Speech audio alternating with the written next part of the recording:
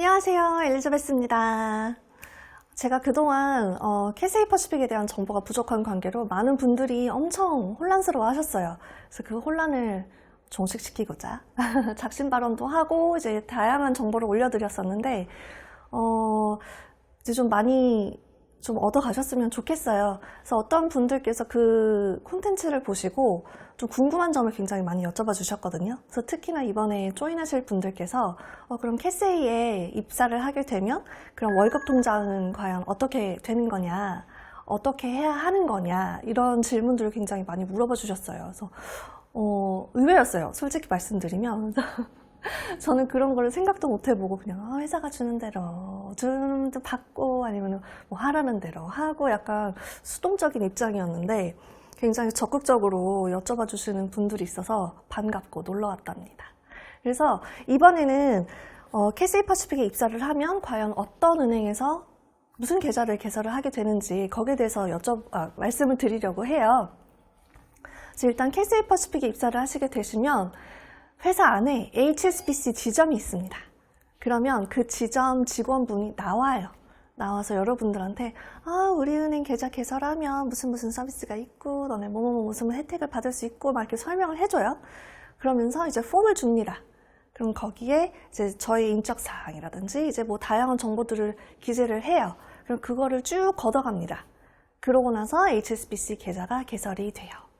근데 이 HSBC 계좌 개설을 할 때 선택을 하실 수가 있어요. 나의 신분증을 홍콩 아이디 카드로 등록을 할 건지 아니면 패스포트로 등록을 할 건지 요거를 하실 수 있는데 편의에 따라서 그거는 여러분들의 자유에 맡기도록 하겠습니다. 어쨌든 저는 홍콩 아이디로 했어요. 그래서 이 홍콩 HSBC 계좌를 개설을 하면 저는 굉장히 좋았던 게 뭐였냐면 캐세이 퍼시픽 직원에 한해서 굉장히 저금리로 대출을 해줘요. 그래서 그때 제가 홍콩에서 일을 하고 있을 때 공부를 하고 싶었던 게 있었거든요. 그래서 그 학비에 조금 이제 보태고 싶어서 물론 제 월급으로도 어떻게 빠듯하게 하면 할 수 있겠는데 살짝 이제 여유롭게 가고 싶은 거예요. 그래서 대출을 좀 알아봐야겠다 해서 홍콩 HSBC 그 회사 지점에 가서 물어봤죠. 그래서 물어봤더니 정말 엄청나게 이자율이 낮은 거예요. 막 2%도 안 됐나? 근데 그때 제가 솔직하게 말씀드리자면 580만 원을 대출을 받았거든요. 근데 그거를 24개월 동안 갚는 조건으로 해서 이자가 5,000원? 5,000원? 6,000원? 약간 그 정도였던 걸로 기억을 해요. 그래서 이거를 친구들한테 얘기를 했더니 야, 그렇게 해주는 회사 아무리 대기업이라도 좀 드물다. 거의 무이자다. 막 이렇게 놀라워했던 기억이 있었답니다. 근데 이거를 대출을 받을 때 그 직원이랑 상담을 했더니 조건이 있었어요. 그래서 입사를 하고, 그러니까 근속 연수가 좀 있어야 되고, 제 기억엔 아마 2년, 3년쯤은 다녀야 되는 걸로 기억을 해요. 근데 아마 더 짧을 수도 있는데 여기에 대해서는 제가 기억이 정확하지가 않네요. 그래서 어쨌든 일정한 근속 연수를 채워야 하고, 그리고 제가 월급으로 얼마를 받는지 그 페이슬립을 제출을 해야 돼요. 그래서 보통 3개월치를 제출을 하게 되는데 때에 따라서는 5개월 또는 6개월치를 제출을 하도록 요구를 하는 경우도 있다고 해요. 근데 보통 3개월치만 내면 됩니다. 이렇게 해서 그 은행에서 제 대출 용도를 인터뷰를 하고 그리고 이제 그 대출을 어떻게 갚아나갈 건지에 대한 이야기도 하고 그러면은 이게 심사를 해요. 심사를 해서 그게 통과가 되면 대출금이 통장으로 들어옵니다.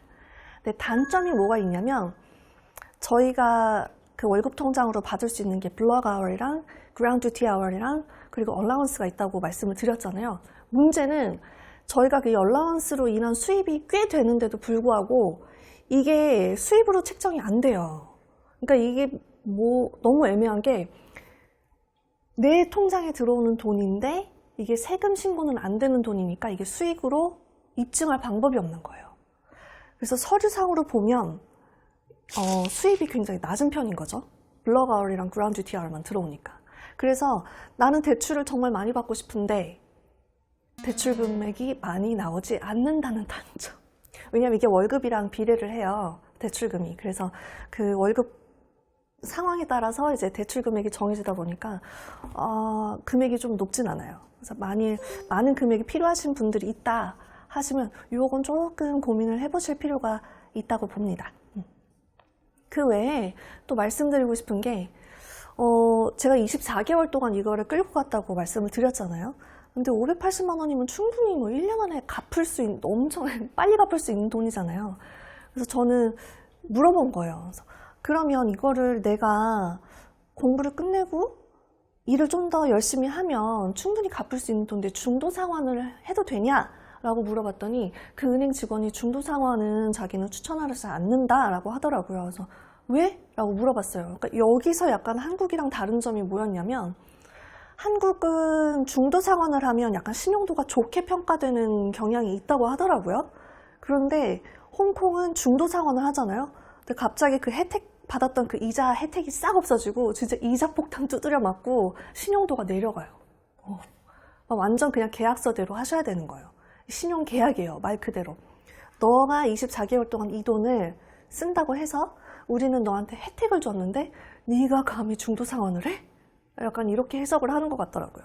그래서 요것도 한번 잘 생각을 하셔서 만일 내가 캐세이 퍼시픽에서 일하는 동안 HSBC에서 대출을 받겠다라고 하시면 그 대출 기간도 한번 전략적으로 잘 생각을 해보시는 것을 추천드립니다. 그리고 또 뭐가 있느냐? 아, 맞다. 그 통장에 foreign currency를 따로 관리를 하실 수 있어요. 그래서 USD, 유로, 그리고 이제 영국 파운드 그렇게 해서 관리를 하실 수 있었던 걸로 저는 기억을 하는데 이거 굉장히 유용한 팁이었는데 저는 왜 흉내를 낼 생각조차 못했는지 아직까지 후회되는 것 중에 하나예요. 여러분들께서는 기회 되시면 꼭 한번 해보세요. 이게 뭐냐면 저희가 각 나라를 다니잖아요. 그래서 미국 가면 US 달러 또는 뭐 유럽에 가면 유로 아니면 런던에 가면 영국 파운드 이렇게 하는데 지금은 이제 이제 입사를 하시면 얼라운스가 통장으로 바로 들어오니까 그럴 일은 없겠지만 근데 가서 쓰시다가 보면 남는 돈이 분명히 있을 거 아니에요. 그러면은 뭐 칵피크루라든지 아니면 돈 관리를 엄청 철저하게 하시는 다른 크루들은 이거를 그 포reign currency에다가 따로따로 저장을 하더라고요. 그래서 US 달러는 뭐 USD currency에다가 하고 뭐 유로, 파운드 이렇게 해서 따로따로 해서 이 사람들이 환율을 매일매일 계산을 해요. 그래서 US 달러 환율이 올랐다 하면은 그러면은 이제 USD 달러로 누릴 수 있는 혜택이라든지 기회가 조금 더 올라가니까 그 US 달러를 쓴다든지 아니면 영국 파운드가 지금 떨어졌네 하면은 영국 파운드를 사놔서 그 통장에 또 넣어 놓더라고요. 그래서 그렇게 해서 이제 환율에 따른 차이, 그 이익을 조금 노리는 것 같기도 하고 그리고 각 나라에 주식을 투자하는 분들이 또 계셨었어요. 그래서 그 주식을 투자하는 분들이 또 그렇게 해서 따로 환전이란다. 다른 환율을 그렇게 관리를 하시더라고요. 그래서 내가 만일 환율 계산이 굉장히 예민한 편이다. 그리고 다른 나라 주식에 대해서 지식이 좀 있다 하시는 분들은 그 시스템을 잘 활용을 하셔서 조금이라도 저축을 더 하실 수 있다든지 아니면은 좀 이익을 내실 수 있는 그런 방법을 한번 모색해 보셨으면 좋겠습니다. 그 다음에 HSBC 신용카드 발급이에요. 그래서 이것도 은행 계좌를 개설을 하시면서 신용카드를 발급받으실 수 있는데 저는 HSBC 신용카드를 우리나라에서도 써봤지만 한국에서는 많은 혜택을 본 적은 없어요. 솔직히 말씀드리면. 근데 굉장히 놀라웠던 점은 제가 말레이시아라든지 이제 베트남에 놀러 갔을 때 이 홍콩에서 발급받은 HSBC 신용카드로 할인 혜택을 굉장히 많이 봤어요. 그래서 일단 그 당시에 말레이시아 스타벅스에서는 전부 다 할인이 됐었고요. 그리고 베트남에서도 일부 쇼핑몰에 갔을 때 일부 레스토랑들이 엄청난 할인을 해줬었어요. 엄청난 정도까지는 아니지만 그래도 뭐 3%, 5% 요 정도 할인을 해줬던 기억이 있거든요. 그래서 한국보다는 좀 외국에 다니면서 많은 혜택을 보았다. 요 정도? 그리고 이 HSBC 신용카드를 발급받으실 때 때에 따라서 그리고 사람마다 한도가 좀 달라요. 근데 이거는 저는 높게 책정됐던 사람 중에 하나라 이게 기준이 뭔지는 모르겠어요. 근데 뭐 낮게 책정됐다고 해서 막 따지실 필요는 없고 이게 쓰다 보면 또 한도가 올라가더라고요.